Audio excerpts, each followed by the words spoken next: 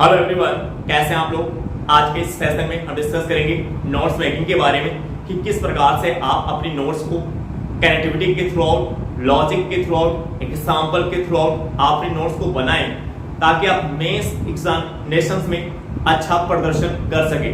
क्योंकि आपका mains exam जितना अच्छा होगा, आपके सिलेक्शन की और आपकी एक अच्छी रैंक आने की संभावना उतनी प्रबल होगी, उतनी ही अधिक होगी।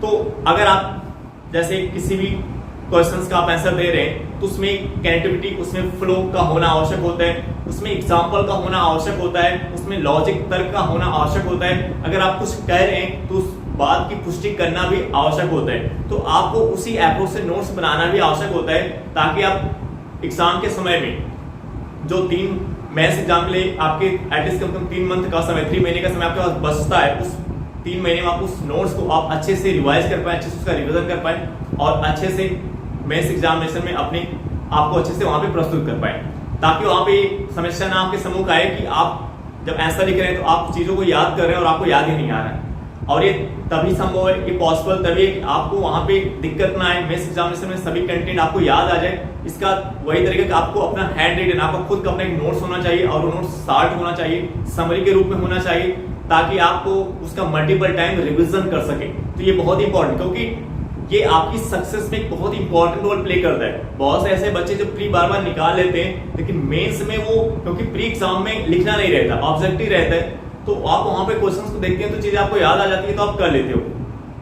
प्री जैसे आपने कर लिया, आपका प्री निकल गया, बट आप देखते हैं बहुत से बच्चों का प्री बार बार निकल रहा है बट मेंस नहीं निकल रहा। तो कारण क्या? क्योंकि मेंस में आपको लिखना रहता है, आपको लिखना रहता है। और वहां पे अगर आप कोई आंसर लिख रहे हैं और उसका आप एग्जाम्पल दे रहे हैं, उसका तर्क दे रहे हैं, उसको आप उसकी पुष्टि कर रहे हैं, तो वो कंटेंट, वो फैक्ट, वो डाटा आपको याद होना चाहिए, वो एग्जाम्पल, वो स्टेटमेंट, वो कोड आपको याद होना चाहिए। और अगर आप याद रहेगा तभी आप वहां लिख पाएंगे। अगर याद नहीं है तो आप लिख नहीं पाओगे। तो चीजें आपको याद रहें, जो एक आंसर को लिखने के लिए जो जितनी कंपोनेंट की जरूरत पड़ती है वो चीजें आपको याद रहे। ये तभी संभव है जो आपके पास एक शार्ट नोट्स हो, और एक नोट्स, वो शार्ट नोट्स किस फॉर्म में, वो ऐसे नोट्स हो जो कनेक्टिविटी के थ्रू आउट हो, एग्जाम्पल के थ्रू आउट लिखा गया हो, लॉजिक के थ्रू आउट लिखा गया, ताकि आपको उसे अपनी आंसर राइटिंग में उसे अच्छे से प्रस्तुत कर पाए। तो उसी के बारे में हम यहाँ पे आज चर्चा करेंगे। तो आइए डिस्कस करते हैं। जैसे हमने और एनसीईआरटी रामशरण शर्मा की बुक से एक हेडिंग सेलेक्ट किया है, जैन और बौद्ध धर्म के उद्भव के कारण। अब आपको मैं यहाँ पे बताऊंगा कि जैन और बौद्ध धर्म के उद्भव के कारण। अब जैसे यहाँ पे हम बता रहे हैं कि जैन और बौद्ध धर्म के उद्भव के कारण, एक कारण क्या है? नई कृषि अर्थव्यवस्था का विस्तार उत्तर पूर्वी भारत में। अब मैं आपको बता रहा हूं कि जैन और बौद्ध धर्म के उद्भव का एक कारण क्या है? नई कृषि अर्थव्यवस्था का विस्तार उत्तर पूर्वी भारत में। नई कृषि अर्थव्यवस्था का विस्तार उत्तर पूर्वी भारत में। तो ये मैं कह रहा हूं कि इस कारण से उसका उद्भव हुआ जैन और बौद्ध धर्म का।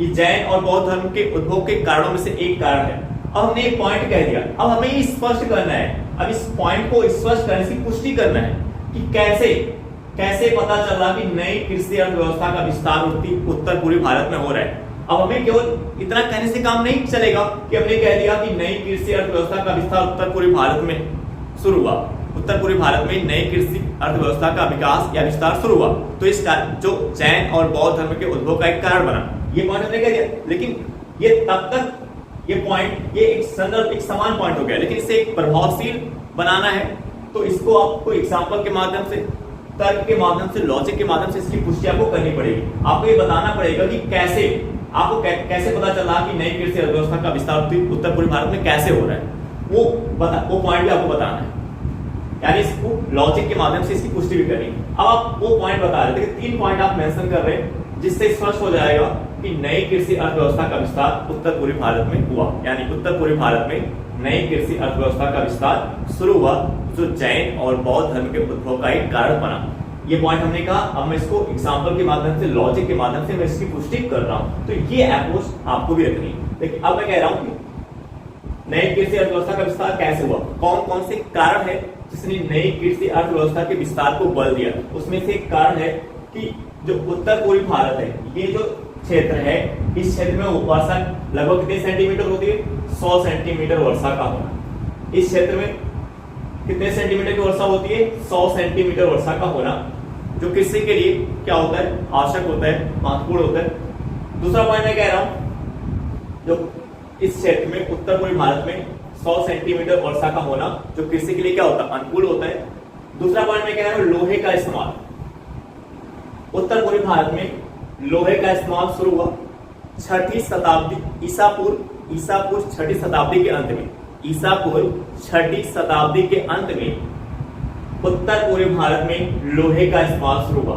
अब जब लोहे का इस्तेमाल शुरू हुआ तो इसका फायदा क्या हुआ? इसका फायदा ये हुआ कि घने जंगलों की सफाई करने में मदद मिली। जब 6ठी शताब्दी ईसा पूर्व के अंत में लोहे का इस्तेमाल शुरू हुआ उत्तर पूर्वी भारत में, तो इसका फायदा क्या हुआ? इसका फायदा ये हुआ कि घने जंगलों की सफाई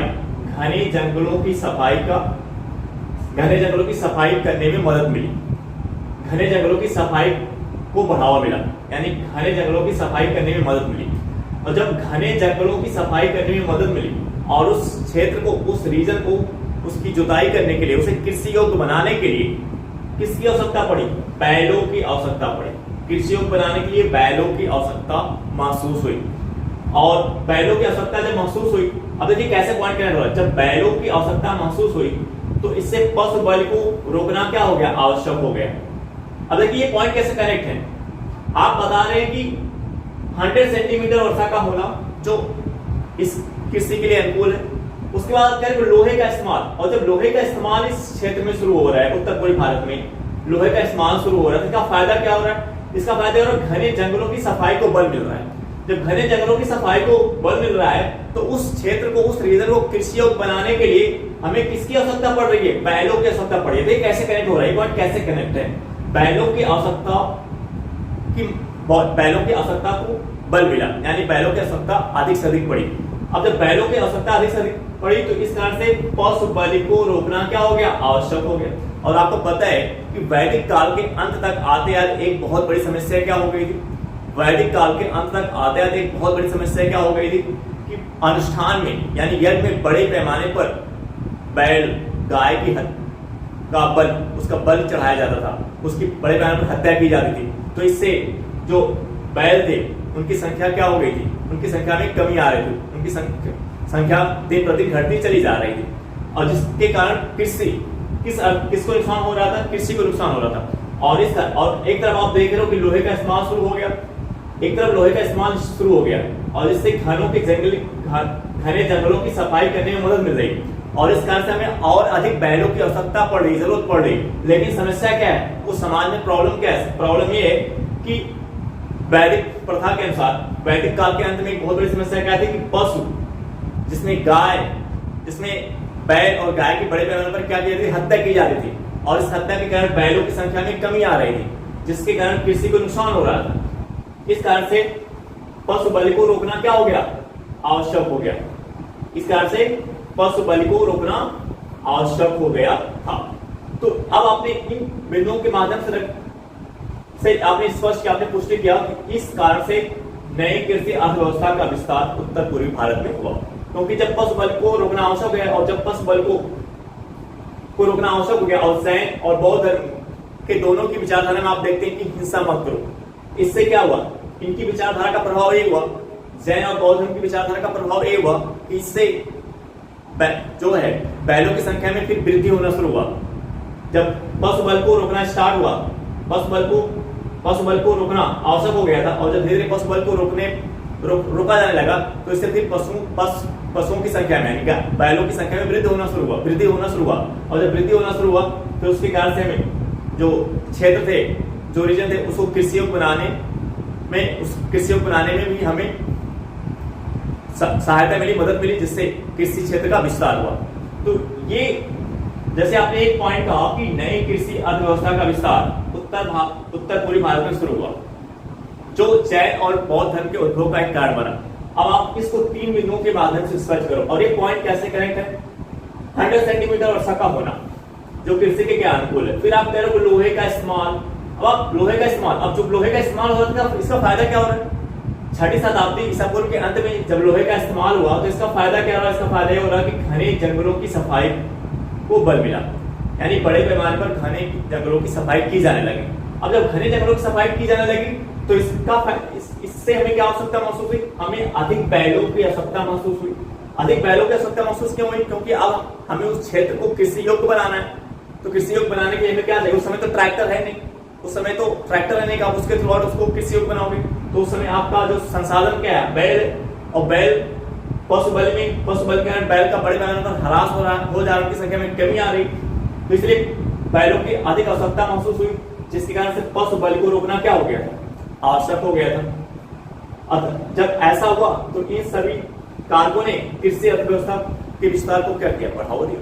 तो इस अप्रोच से आपको रिविजन करना है कि अगर आप जैसे आंसर आ गया मेंस में, आप लिख रहे हो कि क्वेश्चन पूछ लिया आपसे कि जैन और बौद्ध धर्म के उद्भव के कारणों की सर्च कीजिए, तो उसमें से अगर आपने एक कारण ये बताया, अब उस जो कारण आप एक बता रहे हो उस कारण को आपको एग्जाम्पल के माध्यम से, लॉजिक के माध्यम से उसकी पुष्टि भी करनी है, ताकि रूप से उसको स्पष्ट हो। अगर केवल आप इतना लिख करके चले आओगे, ये समान आंसर हुआ, तो आपको उतने मार्क्स नहीं आएंगे। एक एवरेज मार्क, एक औसत मार्क आपको दे दिया जाएगा। लेकिन अगर आपने इसको इन 3 बिंदुओं के माध्यम से, इस फैक्ट के माध्यम से, इस एग्जाम्पल, इस लॉजिक के माध्यम से अगर आपने इसकी पुष्टि कर दी, देखिए